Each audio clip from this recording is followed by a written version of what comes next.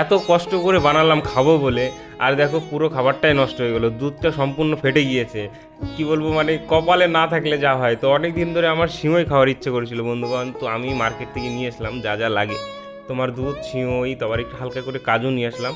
তারপরে দেখো আমি কিন্তু প্রসেস বাই প্রসেস দেখাচ্ছি, হ্যাঁ তোমরাই বলো যে কোন জিনিসটা আগে দেওয়া হয়েছে বা কী ভুলের কারণে দুধটা মানে সম্পূর্ণটা ফেটে গেল, খাওয়া গেল না। বাড়িতে থাকলে তো মা আর দিদি বানিয়ে দিত, যেহেতু আমি সিমইটা খুব ভালো খাই, আমার ফেভারিট। তো আমি একটু ভাবলাম যে আমি নিজে আজকে একটু ট্রাই করি। তো এই যে দুধটা ফুটিয়ে নিলাম, একটু তেজপাতা দিলে ভালো হবে তাই না? তেজপাতাও নেই ঘরে, ঘোড়ার ডিমে রাতে কোথায় তেজপাতা পাবো বলো বন্ধুগণ? দাঁড়াও, এখানে একটা গাছ আছে আমাদের ছাদের উপরে, একটা তেজপাতার গাছ আছে, তো এখান থেকে রাতে তো পাতা ছিঁড়তে হয় না, তাও ছিঁড়লাম, সরি, ঠিক আছে। তো তেজপাতা ছিঁড়ে নিয়ে আসলাম, একটু দিয়ে দিলাম, একটু হালকা হালকা সেন্ট হবে সুন্দর। তারপরেই কিন্তু কাজু কিশমিশ দিয়ে দিলাম। তারপরে একটু ওয়েট করে আছে, দুধটা ভালো করে ফুটিয়ে নেবো, এই যে আরেকটু হলেই পড়ে যেত। তো তারপরে ফুটিয়ে নেওয়ার পরে কিন্তু সিমইটা দিয়ে দিলাম, আর সিমইটা দেওয়ার কিছুক্ষণের মধ্যেই এই দেখো দুধটা ফেটে গিয়েছে, একদম দুধ একদম খণ্ড খণ্ড হয়ে গিয়েছে, মানে দুধটা দই হয়ে গিয়েছে। এতটা খারাপ লাগলো। তারপরে টেস্ট করছি কেমন হচ্ছে খেতে।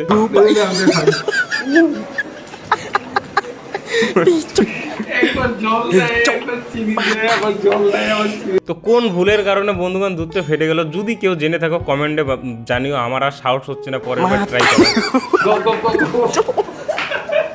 Matarí, go, pai.